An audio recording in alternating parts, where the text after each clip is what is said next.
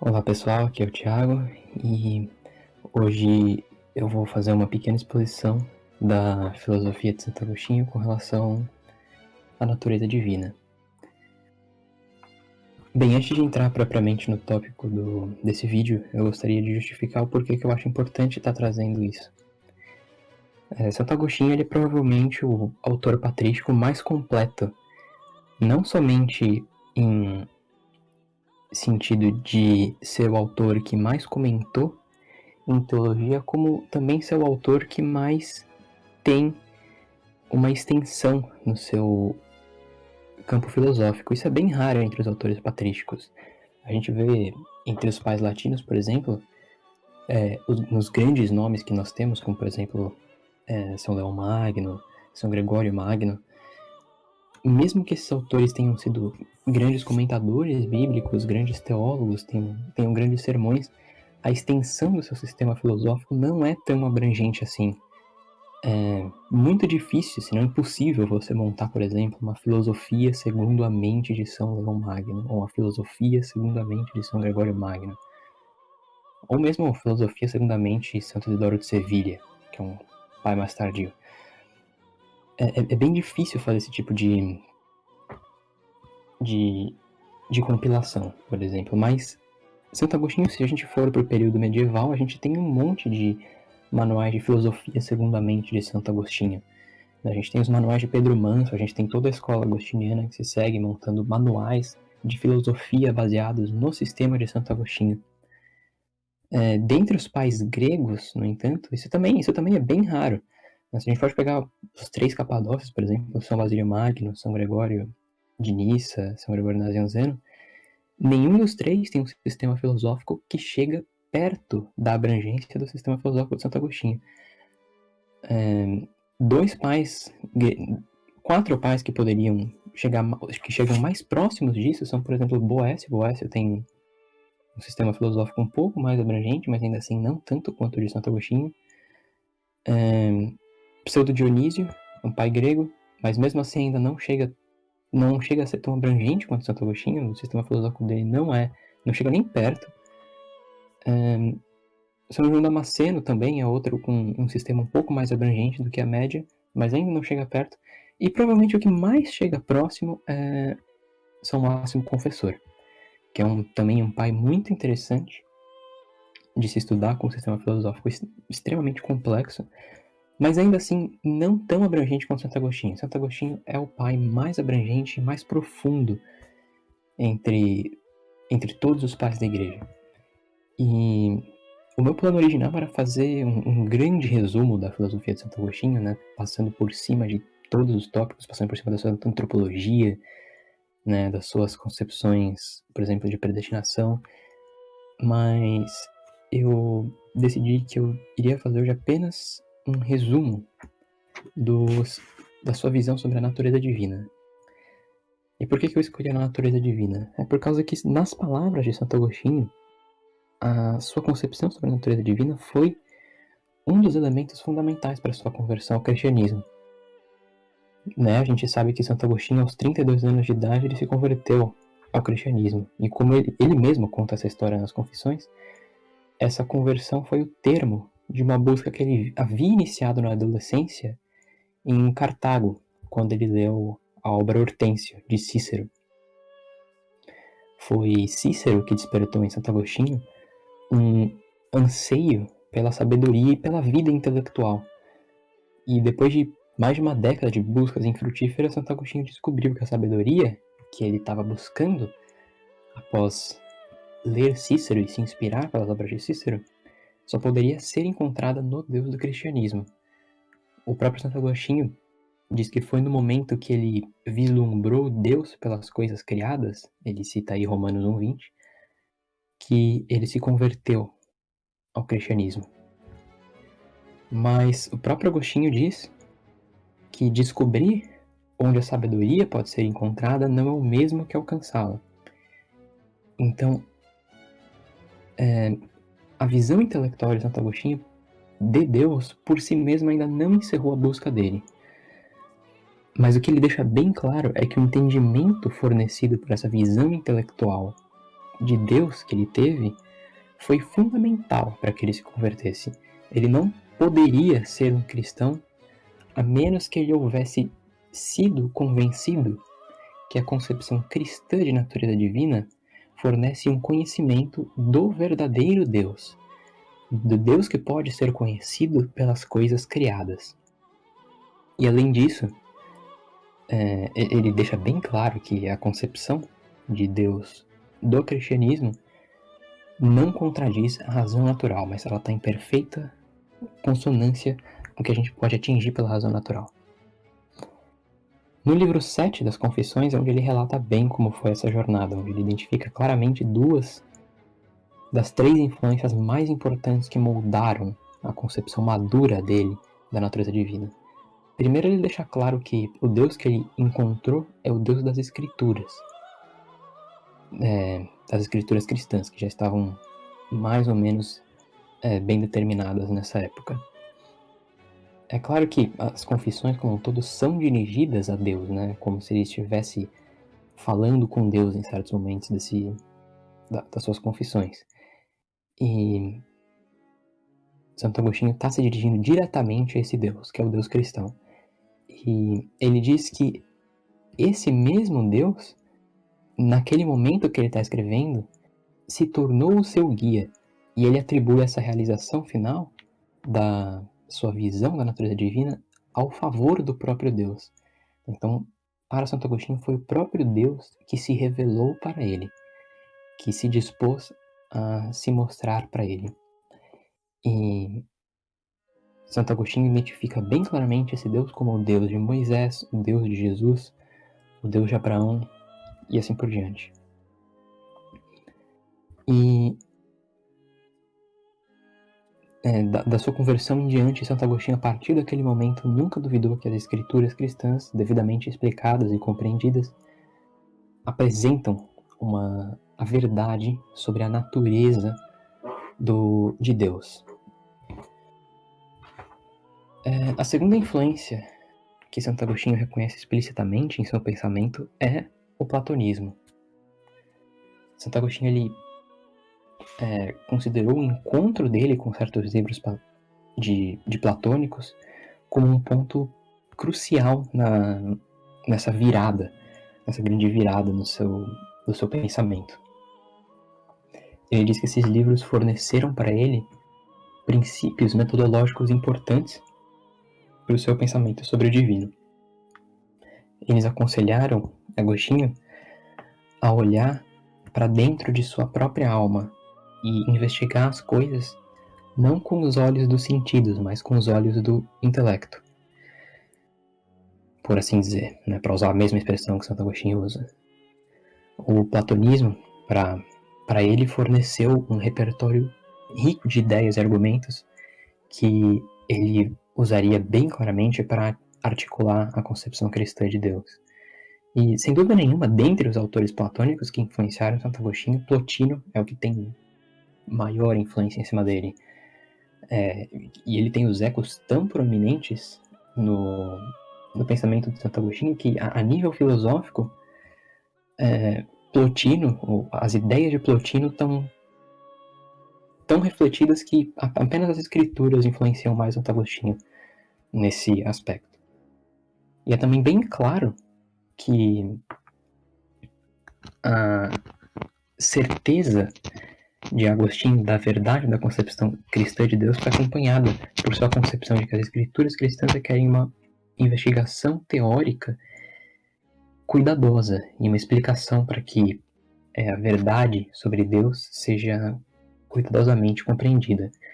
E a ferramenta que ele achou útil nessa tarefa de explicação e exame das escrituras foi a filosofia grega, em especial a filosofia platônica. No De Doutrina Cristiana, ele diz o seguinte sobre o que dizem os platônicos, abre aspas: se os filósofos dizem algo que acomoda a nossa verdadeira fé, principalmente os platônicos, não devemos temer, mas tomar para nós o que eles usam injustamente. Claro que Santo Agostinho enxergava muitos dos filósofos platônicos como de certa forma, inimigos intelectuais, mas ele enxergava que a filosofia dos platônicos estava muito próxima da verdade e poderia fornecer ferramentas muito úteis para descoberta e concepção do verdadeiro Deus. E a terceira influência, claro, em Santo Agostinho, que molda o seu pensamento maduro sobre Deus, foi o maniqueísmo. É claro que não como algo que ele vai concordar, mas como algo que ele busca refutar, né? Não como algo, uma influência positiva, digamos assim, mas como uma influência que ele vai manter sempre uma rivalidade com o maniqueísmo. E frequentemente no pensamento de Santo Agostinho ele vai conectar o que ele está dizendo com refutações à concepção da heresia maniqueísta. Porque os primeiros compromissos intelectualmente sérios de Santo Agostinho foram com a teologia maniqueísta, que permaneceu ao longo da vida dele como uma espécie de contraste para suas visões da vida madura. Os maniqueus acreditavam, por exemplo, que Deus era uma massa luminosa que se estendia infinitamente pelo espaço. E quando Agostinho se converteu, ele passou a ver Deus como incorpóreo, infinito e sem extensão nenhuma. E outra diferença seria que, enquanto maniqueísta, Agostinho havia imaginado Deus como sujeito a corrupção, violações, mudança, mas como cristão, ele vê que o verdadeiro Deus é imutável, incorruptível e inalterável. Os maniqueus eles criam que existem duas substâncias divinas, independentes de conflito uma com a outra. Isso difere bastante da concepção de Santo Agostinho, que é óbvio, né? Acredita apenas em uma substância de Deus suprema, perfeitíssima, e cujos atributos a gente vai ver um pouco mais adiante. Mas nas confissões ele deixa bem claro que a jornada que levou ele a esse ponto crucial e bem distinto de crenças enquanto era jovem foi uma jornada bem longa. E para entender o que Agostinho viu em sua visão intelectual e qual foi o significado dessa visão, a gente precisa seguir o curso da jornada intelectual do maniqueísmo por meio do platonismo para chegar a uma concepção, a uma compreensão do Deus segundo o que ele aprendeu, que era o Deus verdadeiro, que é o Deus que ele via como sendo o Deus ensinado pela Igreja Católica. E isso motivou muito fortemente Santo Agostinho a se converter ao catolicismo. Bem, segundo as confissões, Santo Agostinho se afeiçoou rapidamente, quando jovem, ao maniqueísmo, bem logo após ler Cícero. E ele passou a próxima década de sua vida associado de uma forma ou de outra com eles. E ele atribui a principal causa da sua simpatia aos maniqueus por conta do problema do mal e da incapacidade dele de entender como algo pode ser incorpóreo e inextenso. Ele pensa nessas duas questões como desafios maniqueístas ao catolicismo, e por isso ele vai depreender parte significativa das suas obras, já como cristão, já como católico, visando resolver esses problemas. Afinal, o cristianismo sustenta que existe um Deus supremamente bom, criador e fonte de todas as coisas existentes. Mas então, dado que o mal existe, na mente de Agostinho maniqueu, o cristianismo parece incoerente. Porque ou o mal vem do Deus supremamente bom, o que é contraditório, ou ele não vem do Deus supremamente bom. Nesse caso, Deus não é o criador de tudo que existe. Mas em contraste, né, como Agostinho entendia quando jovem, o maniqueísmo tinha uma boa resposta para essa primeira pergunta, porque o maniqueísmo dizia que existem duas fontes últimas das coisas, um Deus bom e um poder hostil, independente do Deus bom. O mal, ele não se deriva do primeiro, né, do Deus bom, mas somente do segundo, que é o poder hostil independente do Deus bom. E é assim que o mal existia, por conta disso. E a segunda pergunta dos maniqueus é uma ridicularização da crença cristã de que Deus criou os entes humanos à imagem de Deus. Porque, como os entes humanos têm corpos finitos com cabeças e mãos, parece que o Deus em cuja imagem eles foram feitas deve ter características desse mesmo tipo. Os maniqueus eles viam como detentores de uma concepção sofisticada de natureza divina, entendendo o bom Deus como uma espécie de luz estendida pelo espaço. E assim eles pareciam entender mais corretamente como os humanos são feitos à imagem e semelhança de Deus? É óbvio que a resposta para essa segunda pergunta não vai ser dada aqui. Talvez a gente faça no futuro um vídeo sobre antropologia de Santo Agostinho. Mas Santo Agostinho resolve esse segundo problema explicando que a forma como os homens são feitos à imagem e semelhança de Deus não é segundo o corpo, mas obviamente segundo a alma, em coisas principalmente como o intelecto, a vontade e assim por diante. Mas enfim, esse não é o ponto de agora. E, bem, a reconciliação de Santo Agostinho com o catolicismo dependia do desenvolvimento e das respostas que ele tinha que dar a esses desafios maniqueístas. Mas, quando jovem, ele dizia que a ignorância fazia com que ele crescesse que os maniqueístas detinham as respostas corretas para esses desafios e que o cristianismo não tinha como ser salvo dessas coisas. Diz ele nas suas confissões, abre aspas, eu não sabia que o mal existe apenas como privação do bem. Como eu poderia vê-lo quando minha visão com os meus olhos ia apenas até o corpo e com minha mente apenas até as imagens sensoriais? Além disso, eu não sabia que Deus é espírito, não algo cujos membros têm comprimento e largura e que tem massa. Fecha aspas. Aqui, evidentemente, ele aponta para as respostas que ele vai dar com maior completude em outros lugares da sua obra. Né? Mas essas respostas elas só estariam claramente disponíveis para o pensamento maduro de Santo Agostinho quando ele tivesse a visão intelectual de Deus que ele relata no livro 7. Bem, Agostinho viu que, no fundo, cada uma dessas duas questões maniqueístas levantava motivações de como pensar adequadamente sobre a natureza divina. Agostinho regularmente diagnostica o fracasso inicial da busca dele por sabedoria e das suas frustrações intelectuais como sendo resultado de erros em relação à natureza de Deus. Né? Às vezes ele coloca o ponto em termos gerais assim, abre aspas, eu não sabia o que pensar sobre sua substância ou que caminho me levaria de volta a você. Fecha aspas. Ele fala isso nas confissões. E um pouco antes ele diz o seguinte, abre aspas, pensei que tu, Senhor Deus de verdade, fosses um corpo luminoso e imenso, e que eu fosse um pouco deste corpo. Um pouco mais adiante ele diz, quando eu queria pensar em meu Deus, não conhecia outra maneira de fazê-lo, a não ser como uma massa corpórea, pois me parecia que nada que não fosse desse tipo não existia. E Santo Agostinho já maduro, né, olhando para trás nesse período de sua vida maniqueísta, evidentemente ele criticava essa sua incapacidade de conceber qualquer realidade não corpórea e, consequentemente, ser incapaz de conceber Deus como qualquer coisa que não em termos corpóreos. E a importância que ele atribui a esses erros conceituais chega a ser impressionante. Ele diz o seguinte no livro 5, abre aspas, essa foi a mais importante e praticamente única causa do meu erro inevitável, fecha aspas. Então vocês veem o tamanho da importância dessa questão para Santo Agostinho jovem. E as respostas que ele vai dar para isso, se ele não tivesse chegado a elas, ele não teria se convertido ao cristianismo.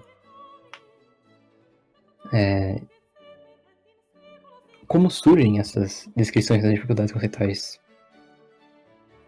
de Santo Agostinho? Bem, essas dificuldades intelectuais de Santo Agostinho, elas sugerem que, para se libertar dos erros que ele herdou dos maniqueus, ele precisaria entender como conceber uma realidade incorpórea, uma coisa incorpórea. E o que fez ele vencer essa dificuldade foi justamente o seu encontro com o platonismo. Segundo o que ele mesmo diz, enquanto maniqueísta, ele estava limitado ao mundo sensível, com o pensamento limitado pela experiência sensorial, pela experiência sensível. Ele só podia conceber aquilo que ele podia formar uma imagem sensorial. Mas o platonismo ali aconselhou Santo Agostinho a abandonar essa concepção de coisas como se tudo fosse corpóreo e se voltar um pouco para dentro da própria mente humana, usando, para usar de novo a expressão dele, o olho da própria alma racional para enxergar as coisas. E quando ele faz isso, ele passa a ser mais capaz, né? Ele passa a ser capaz de compreender lentamente conceitos como incorporeidade, imutabilidade, eternidade, e ele passa a atribuir isso como notas da natureza divina, como atributos de Deus. E são essas coisas que fazem Santo Agostinho se converter ao catolicismo. E a passagem das Confissões que a gente que mais dá um esboço, ainda que simples, da virada de Santo Agostinho para essa inspiração platônica e do movimento ascendente intelectual que ele faz sobre das coisas criadas a Deus, foi essa passagem que a gente citou. E em outros lugares ele fala mais da estrutura filosófica desse redirecionamento em si. Né? E a discussão mais detalhada disso provavelmente se dá no livro 2º do seu tratado sobre o livre-arbítrio, onde ele transforma a ascensão intelectual que ele teve das coisas criadas para Deus em um argumento para a existência de Deus. Bem, Agostinho começa estabelecendo uma hierarquia em que ele classifica em categorias gerais as naturezas que compõem o universo. Ele separa elas em 3 classes principais. Primeiro, as coisas meramente existentes. Segundo, as coisas viventes. E terceiro, as coisas inteligentes. Nas palavras dele, abre aspas. Portanto, a natureza que simplesmente existe e não vive ou compreende está abaixo da natureza que não somente existe, como também vive, mas ainda não compreende, como a alma dos animais não humanos. Essa natureza, por sua vez, está abaixo da natureza que ao mesmo tempo existe, vive e intelige, por exemplo, a mente racional do ente humano. O objetivo de Agostinho é argumentar que existe uma natureza existente, viva e inteligente que está acima da mente racional do ente humano, que ele identifica como Deus e prova ter os atributos do Deus cristão. E para descobrir essa natureza, para demonstrar que essa natureza existe, ele ascende nessa hierarquia das naturezas, voltando primeiro a atenção e a argumentação dele para os corpos, que são simplesmente existentes, mas não viventes ou inteligentes, que é a primeira e mais baixa categoria da hierarquia que ele estabelece, depois para dentro da sua própria alma, investigando a parte sensorial, que é uma parte encontrada tanto nos entes humanos quanto nos animais brutos não humanos, e por último a razão, que ele diz o seguinte, abre aspas, é uma espécie de cabeça ou olho da nossa alma, que não pertence à natureza dos animais não humanos, fecha aspas.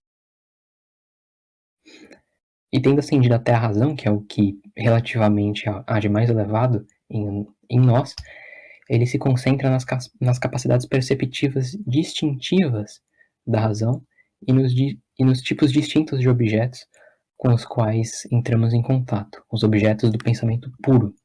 A título de exemplo, Evódio, que é o interlocutor de Santo Agostinho no diálogo, né, esse tratado é um diálogo, o Evódio, enfim, né, o Evódio sugere primeiro que eles considerem a estrutura e a verdade do número do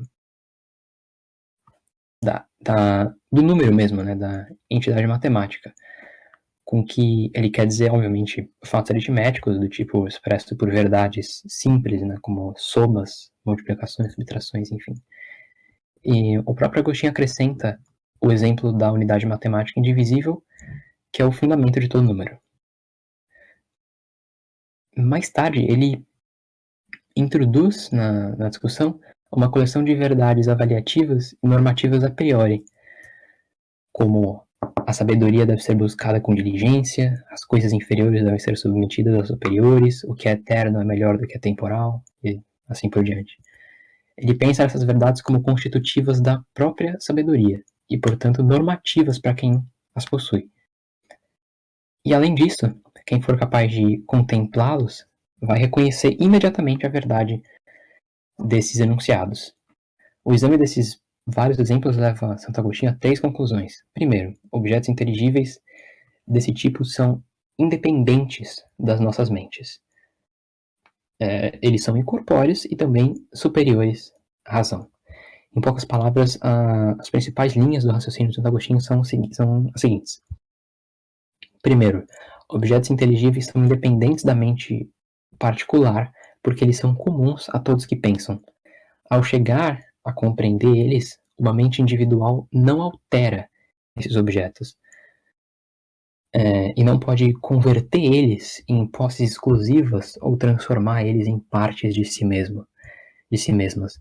E além disso, a mente descobre eles, ao invés de formatar eles ou construir eles, porque a sua concepção pode ser mais ou menos adequada. E Santo Agostinho daí conclui a partir dessas observações que os objetos inteligíveis devem existir independentemente das mentes humanas individuais. Segundo, os objetos inteligíveis eles devem ser incorpóreos, porque eles são eternos e imutáveis. E por outro lado, todos os objetos corpóreos que percebemos pelo sentido são contingentes, imutáveis. E além disso, certos objetos inteligíveis, por exemplo, a unidade matemática indivisível, claramente não podem ser encontradas no mundo corpóreo, já que todos os corpos são extensos e, portanto, divisíveis. Esses objetos inteligíveis não podem, portanto, ser concebidos por meio dos sentidos. Eles devem, por consequência lógica, ser incorpóreos e perceptíveis apenas pelo intelecto e pela razão. E terceiro, os objetos inteligíveis devem ser superiores à razão, porque eles governam e direcionam ela. Santo Agostinho quer dizer com isso que esses objetos inteligíveis constituem um padrão normativo contra o qual nossas mentes são, de certa forma, medidas, por assim dizer. Nos referimos a objetos matemáticos e verdades para julgar se e até que ponto nossas mentes entendem matemática, por exemplo. E assim também com outras áreas do conhecimento. E é em virtude dessa relação normativa com a razão que Agostinho argumenta que esses objetos inteligíveis devem ser superiores a ela e mais nobres do que a razão, assim como um juiz é superior ao que julga. E além disso, a natureza intrínseca desses objetos mostra que eles são superiores à razão, afinal eles são eternos e imutáveis, e em contraste a mente humana é mutável e temporal. Santo Agostinho ele sustenta que, como é evidente para todos que consideram o que é imutável, para todos que contemplam o conceito de imutável, é óbvio que o conceito de imutabilidade é superior ao conceito de imutabilidade, segundo Agostinho, e daí se segue que os objetos imutáveis são superiores à razão, que é mutável. Santo Agostinho ele desenvolve as duas primeiras conclusões em apoio a essa terceira, mas se lembrarmos do seu relato da dificuldade nas quais seu pensamento pré-cristão sobre a natureza divina estava atolado, a gente pode ver um certo significado, de certa forma, uma independência para essa segunda conclusão da incorporeidade desses objetos. Né? Porque nas Confissões, Santo Agostinho relata que a incapacidade de conceber qualquer coisa incorpórea era o mais importante erro que ele cometia na época que ele era maniqueu. E o argumento no seu tratado sobre livre-arbítrio mostra como Agostinho conseguiu, com a ajuda da direção e de argumentos que ele encontrou nos autores platônicos, superar essa limitação e demonstrar contra a concepção maniqueia que existem sim objetos incorpóreos. E é se concentrando em objetos perceptíveis apenas pela mente, observando essa natureza, em particular a eternidade e imutabilidade deles, que Santo Agostinho veio a ver que certas coisas que existem claramente, a saber, os objetos do reino inteligível, não podem ser corpóreos. Nas palavras dele, abre aspas, a verdade não é nada apenas porque não é difundida através do espaço? É uma pergunta retórica dele. Bem, e ele argumenta até esse ponto chamando a nossa atenção para as características de objetos inteligíveis de vários tipos, e a partir disso que ele pretende extrair a conclusão de que Deus existe. E ele faz isso argumentando de que, de certa forma, os muitos objetos inteligíveis são uma única coisa. E ele faz essa transição crucial na seguinte passagem, abre aspas. Certamente está claro que sabedoria e números são ambos verdadeiros, de fato imutavelmente verdadeiros. Por isso não se pode negar que existe uma verdade imutável que contém todas essas coisas que são imutavelmente verdadeiras. Fecha aspas. Santo Agostinho parece querer mover nossa atenção para além das próprias verdades inteligíveis distintas, os fatos ou proposições distintas, por assim dizer, e nos direcionar para o que elas têm em comum, que é ser verdade. A gente reconhece que cada uma das proposições consideradas por Santo Agostinho é verdadeira e de fato imutavelmente verdadeira. A verdade imutável, então, é uma única coisa compartilhada por todas as diferentes verdades inteligíveis. Para usar de novo uma expressão de Santo Agostinho, essa verdade imutável é algo uno sobre muitas, ou algo em que muitas verdades estão contidas, algo que muitas verdades participam. Em outras passagens, Santo Agostinho usa uma outra analogia. Quando Evódio resiste à afirmação de Agostinho de que a sabedoria é uma coisa única comum a todos que pensam, com base em que pessoas diferentes buscam tipos de sabedoria diferentes, Agostinho responde que assim como o Sol é uma única coisa, apesar do fato de vermos muitas coisas à sua luz, então a sabedoria pode ser uma única coisa, apesar do fato de que pessoas diferentes percebem e buscam bens diferentes a essa luz. Aqui ele parece estar aplicando justamente uma noção de participação platônica, e ele parece estar usando esse argumento bem similar, de maneira bem similar ao que Santo Tomás propõe na sua quarta via para a demonstração da existência de Deus.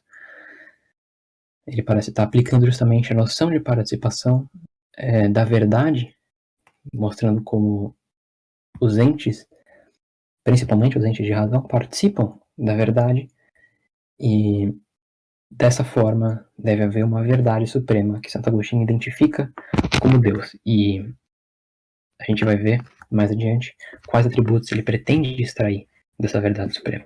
Quaisquer que sejam as obscuridades nesse passo crucial do argumento de Santo Agostinho, é claro que ele supõe que essa inferência completa a estratégia que ele vem adotando nessa prova. Ele diz o seguinte, abre aspas, eu havia prometido, se você se lembra, que eu provaria que há algo mais sublime que a nossa mente, isto é, que a razão. E aqui está a verdade em si, fecha aspas. Bem, então Santo Agostinho conclui que essa verdade suprema e eterna, que engloba todas as verdades, é Deus. E aí, aqui ele entra no mais íntimo da natureza divina, considerada em si mesma. Santo Agostinho ele toma como uma espécie de princípio governante do seu pensamento que Deus deve ser supremo e deve estar acima de todas as coisas, justamente por causa desse mesmo justamente por causa da natureza do argumento que ele emprega. Deus está por cima de todas as coisas e ele é soberano sobre todas as coisas. No livro 1 do Diálogo, Santo Agostinho ele exorta Evódio a aderir exatamente a esse princípio. Ele diz o seguinte, abre aspas, a raiz mais genuína da piedade consiste em pensar em Deus da maneira mais elevada possível. Fecha aspas. E isso se segue bem facilmente do argumento que Santo Agostinho propõe para demonstrar a existência de Deus. E no De Doutrina Cristiana, Santo Agostinho deixa isso bem claro. Ele toma noções como de ente supremo, ou ente sumamente ótimo, como aquilo ao que nada pode ser superior ou melhor, e como sendo o ser em si mesmo e o bem supremo. A classificação ontológica e classificação de valor, portanto, para Santo Agostinho, coincidem. O ente mais alto é o ente mais é o ente que é mais dotado de bem. E além disso, assim como todos concordam que Deus é o que eles colocam acima de todas as coisas, todos buscam a felicidade nesse bem maior. Mas nem todo mundo entende, para Santo Agostinho, que tipo de coisa realmente é o bem maior. E isso justifica para Santo Agostinho a existência e diversidade de religiões. O próprio pensamento pré-cristão de Agostinho sobre a natureza divina exemplifica esses pontos. Junto com os maniqueus, ele rejeitou o cristianismo em parte por causa da sua crença de que Deus tem uma forma corpórea, como a de um corpo humano. O jovem Agostinho, no caso. Mas Agostinho ele preferia a concepção maniqueísta de Deus porque ele pensava que ela fosse superior. Mas esse mesmo episódio do seu passado revela as limitações do princípio de que Deus é supremo. Porque durante os seus anos com os maniqueus, ele estava forçado a pensar, ele estava se esforçando a pensar em Deus como sendo algo mais elevado possível. Mas esse pensamento dele estava limitado, ele estava limitando o princípio de que Deus é supremo, justamente por ele não conseguir pensar em nada a não ser por imagens sensíveis. E por causa disso, seus pensamentos eles ficaram desastrosamente aquém do alvo que ele estava buscando. Se o princípio da supremacia divina fosse de alguma utilidade em seu pensamento sobre Deus, ele tinha que ser suplementado por outros princípios fornecendo a direção substantiva no preenchimento do conteúdo do conceito de Deus supremo. Ele não estava respondendo corretamente que tipo de natureza de fato suprema, que atributos devem caracterizar algo ao que nada é superior. E é o platonismo que Santo Agostinho fornece a Santo Agostinho essas armas para compreender corretamente a natureza de Deus. Santo Agostinho ele relata isso no livro Sete das Confissões, que parece que o platonismo teve influência sobre ele mesmo antes de que ele passasse a ver as coisas pelas coisas criadas, usando a expressão dele. No início do livro 7, ele relata um desenvolvimento preliminar positivo. Diz ele, abre aspas, eu estava tentando pensar em você, o Deus Supremo, único e verdadeiro. Com todo o meu coração acreditei que você fosse incorruptível, inviolável e imutável, embora não soubesse por que e como. No entanto, eu vi claramente e estava certo de que o que é corruptível é inferior ao que não pode ser corrompido. O que é inviolável, coloco sem hesitação acima do que é violável. O que não sofre mudança é melhor do que pode mudar. Fecha aspas, né? As novas crenças de Santo Agostinho aqui eram de que Deus é incorruptível, inviolável e imutável. Mas o que é interessante para os nossos propósitos é o tipo de raciocínio que ele identifica como fundamento para isso.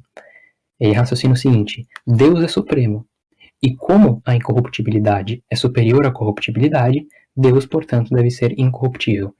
E é esse mesmo padrão de raciocínio que produz as notas que ele traz a natureza divina como a inviolabilidade e a imutabilidade de Deus. A gente pode dizer que o princípio da supremacia divina, se a gente puder chamar assim, é um conceito fundamentalíssimo no pensamento de Santo Agostinho. O que é corruptível na mente de Santo Agostinho não é Deus. O que quer que seja violável para Santo Agostinho não é Deus. Aquilo que tem começo no tempo para Santo Agostinho não é Deus, e aquilo que pode mudar para Santo Agostinho não é Deus. E, de fato, dados os princípios de classificação apropriados, o mesmo esquema pode funcionar como uma ferramenta cognitiva, especificando atributo por uma concepção determinada da natureza divina. E é esse o molde que Santo Agostinho deduz para a sua concepção de Deus. No De Doutrina Cristiana, também, novamente, ele emprega explicitamente raciocínio. Ele diz o seguinte: visto que a vida é melhor do que a existência inanimada, Deus deve ser caracterizado pela vida. Uma vez que uma vida caracterizada pela sabedoria é melhor do que a vida sem ela, Deus deve ser caracterizado pela sabedoria. E uma vez que a vida caracterizada pela sabedoria imutável é melhor do que uma vida cuja sabedoria é imutável, Deus deve ser caracterizado pela sabedoria imutável. Então, esse é o plano de raciocínio que Santo Agostinho estabelece para demonstrar que o Deus da realidade é o Deus conforme compreende a Igreja Católica. E é por esse argumento da supremacia divina que ele produz notas como incorporeidade, eternidade, mutabilidade e assim por diante.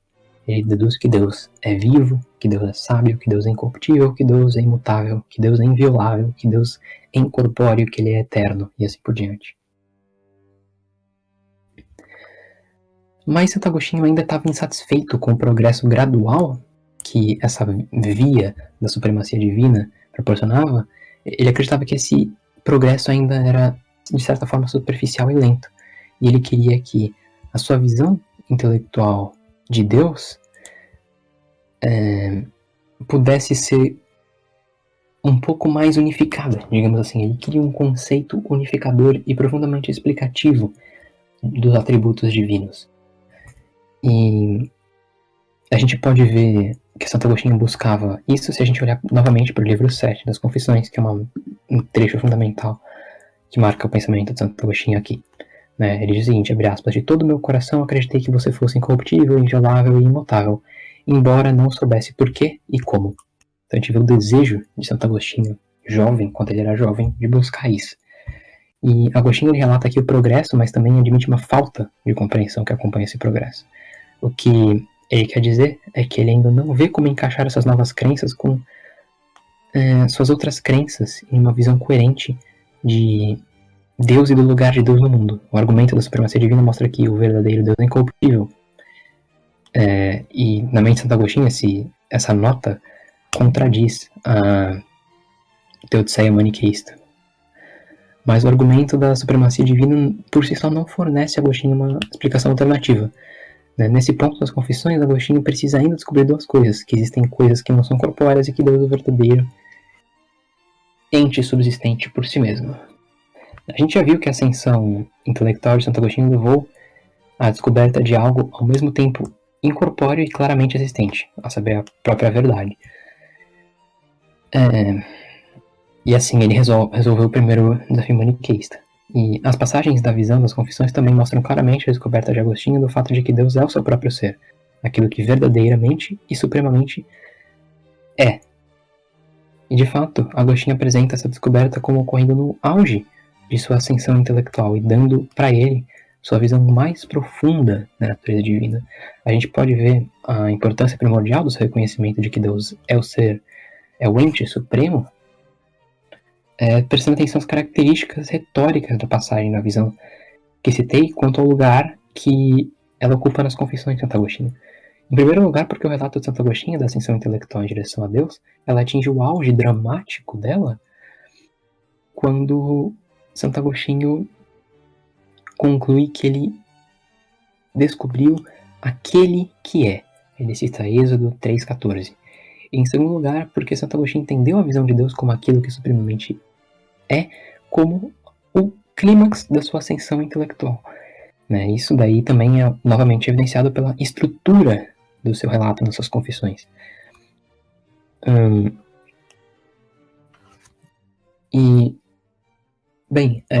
Tem várias passagens que eu poderia citar, inúmeras, em que ele dá como nota principal de Deus aquilo que é. Ele diz o seguinte no livro 3. Eu não sabia da existência de outra realidade que realmente é.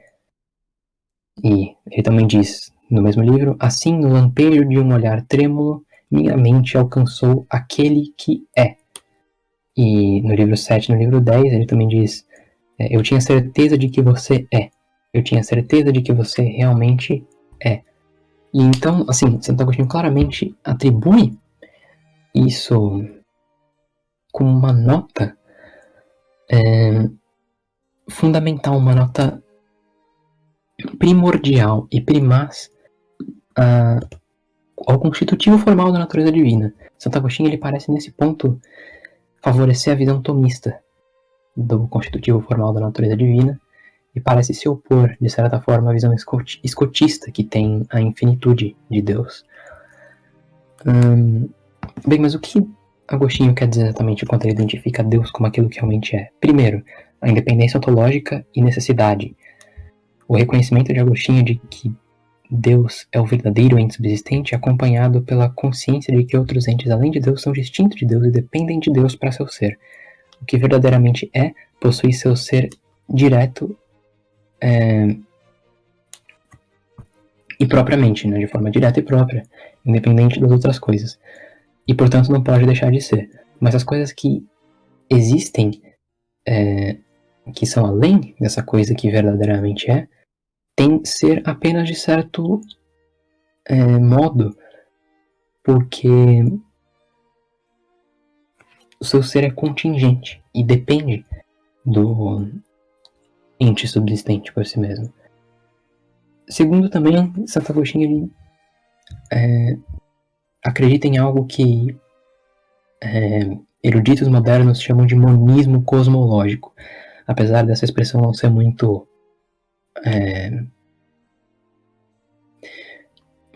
digamos assim, precisa, justamente porque pode levar a confusões com a doutrina de Parmênides. Santo Agostinho ele sustenta, né, que o universo consiste fundamentalmente apenas de realidades existentes, né, de naturezas ou substâncias que têm ser. E é isso que os eruditos modernos chamam de monismo cosmológico. Mas a gente tem que tomar cuidado para não acabar caindo no problema de Parmênides.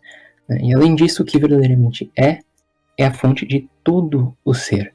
Toda a natureza existente deve ser o que verdadeiramente ou o tipo de coisa que depende da coisa que verdadeiramente é. E Agostinho, ele tira importantes conclusões antimaniqueístas desse monismo cosmológico. Uma vez que Deus verdadeiramente não podem haver dois princípios divinos independentes, porque o que quer que individuasse um do outro seria manifestado como não ser em outras naturezas. Isso, evidentemente, é impossível, porque Santo Agostinho acabou de demonstrar que Deus é aquilo que tem maximamente o ser. E além disso, se Deus é verdadeiramente ente, o mal não pode ser uma natureza ou substância existente. Porque se fosse, a existência dependeria de Deus, mas Deus é o bem supremo. E Deus, portanto, dá ser apenas o que é bom. O mal, portanto, não pode ser um princípio independente de Deus, nem uma natureza dependente de Deus para sua existência. Uma outra nota, obviamente, é com relação à criação. Santo Agostinho ele desenvolve sua versão do monismo cosmológico em um relato filosófico da doutrina cristã da criação. Todas as coisas existentes, além de Deus, dependem de Deus para existir. Dizer que elas dependem de Deus em seu ser é dizer que Deus as faz, isso faz com que elas existam e sejam os tipos de coisas que são. E é por isso, é nesses termos que Santo Agostinho entende a criação. Ao fazer as coisas, Deus não requer ajuda de nenhum outro ente independente e não usa matéria ou material pré-existente ou independente. Ambas as possibilidades são descartadas por Santo Agostinho por causa desse monismo cosmológico. E além disso, Deus não faz coisas da própria substância dele. Isso é, as coisas que Deus faz não são de forma alguma parte da sua própria substância.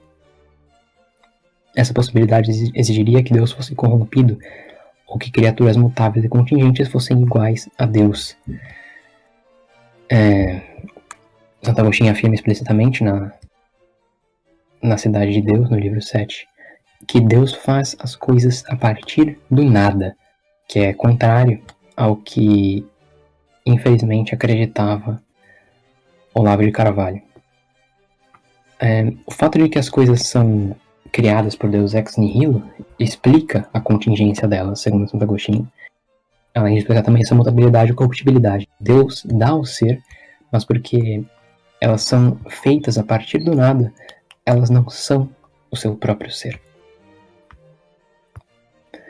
Agostinho vê a doutrina da criação como o monismo cosmológico, no qual ele fundamenta ele vê que essa doutrina da criação é incompatível com o maniqueísmo. De acordo com a doutrina da criação, a alma humana é uma das criaturas de Deus e não parte da substância divina presa à matéria. Afinal, a matéria também é criada por Deus e não uma ferramenta ou veículo de um poder divino hostil. E por último, penúltima nota que Santo Agostinho traz é a imutabilidade divina, que ele liga esse atributo intimamente com aquilo que é verdadeiramente ente. Ele muitas vezes discute eles juntos e vincula eles. A sua compreensão da natureza de mudança fornece essa ligação conceitual, né? Porque Santo Agostinho concebe mudança como consistindo na perda e aquisição de ser. Aquilo que muda ou deixa de ser, que era e passa a ser, necessariamente não era. Mas o que verdadeiramente é não pode perder ou adquirir ser, e portanto, para Santo Agostinho, o que verdadeiramente é deve ser imutável. E, por outro lado, para algo ser imutável, é ser tal que não pode perder ou adquirir ser. Mas só o que verdadeiramente é pode ser desse tipo. Assim, o que é imutável também deve ser o que verdadeiramente é. Na Epístola 18 ele diz o seguinte: as coisas que eu descrevi, que são mutáveis, são criaturas. O que é imutável é a natureza do Criador. Então, Santo Agostinho ele dissocia claramente Deus e as criaturas da seguinte forma: aquilo que muda, qualquer coisa que possa mudar, é criatura. Aquilo que é imutável é o Criador, é a natureza do Criador. Então, Santo Agostinho divide tudo que existe nessas duas categorias. Ou é imutável e é a natureza do Criador, ou é mutável e é criatura. E por último, ele traz a nota da eternidade e da simplicidade de Deus, porque a concepção de mudança de Agostinho, como consistindo na aquisição e perda de ser, também fundamenta sua compreensão tanto da eternidade divina quanto da simplicidade divina. Santo Agostinho supõe que um ente que experimenta o tempo necessariamente muda, porque a sua cognição será sucessivamente afetada pelas modalidades temporais de futuro, presente e passado. O que se antecipa como futuro irá experimentar como presente e depois será lembrado como passado. Em contraste, o ente divino, que verdadeiramente é, não pode mudar dessa maneira e, portanto, deve compreender todas as coisas no eterno presente. Essa concepção é muito famosa de Agostinho e poderia ser desenvolvida extensivamente. Santo Agostinho argumenta que o próprio tempo é uma criatura de Deus e passa a existir com a criação do universo. Bem, por razões semelhantes, Agostinho sustenta que o que realmente é deve ser metafisicamente simples. Ele diz o seguinte na A Cidade de Deus, livro 11, abre aspas, chama-se aquilo que não possui nada que possa... Chama-se simples aquilo que não possui nada que possa perder e para a qual o possuidor e o que possui não são distintos como o recipiente e o líquido que contém, como o corpo e sua cor, o ar e sua luz, ou calor, ou uma alma e a sabedoria. Santo Agostinho ele argumenta que nos casos em que a essência de uma coisa e seus atributos, no caso o que é e o que tem, não são os mesmos, é possível que a coisa mude pela aquisição e perda dos atributos. Mas o que realmente é, não pode perder nem adquirir ser. Portanto, Deus, para Santo Agostinho, é idêntico aos seus atributos e operações. Ele identifica a natureza de Deus com os seus atributos e operações, como identifica muito claramente também as Escrituras. Por exemplo, nas passagens em que João diz que Deus é amor, que Deus é sabedoria, enfim. Santo Agostinho claramente nesse ponto ele segue a tradição que ele herda de ver Deus como ente mais simples possível, identificando em unidade a sua essência, seus atributos e suas operações. Isso sempre foi ensinado pela Igreja, tanto entre os outros pais latinos, antes e depois de Santo Agostinho, quanto pelos pais gregos. São Máximo também muito claramente faz essas mesmas divisões de Santo Agostinho, como aquilo que tem atributos é criado, e aquilo que é os seus próprios atributos é algo incriado, no caso, Deus. Essa doutrina de simplicidade absoluta divina foi dogmatizada pela Igreja contra Gilberto Porretano, Joaquim de Fiore, e em vários concílios da Igreja, como no Concílio de Reims, por exemplo. Bem, acho que a gente chega na conclusão aqui, finalmente. Muito obrigado a todos e até a próxima.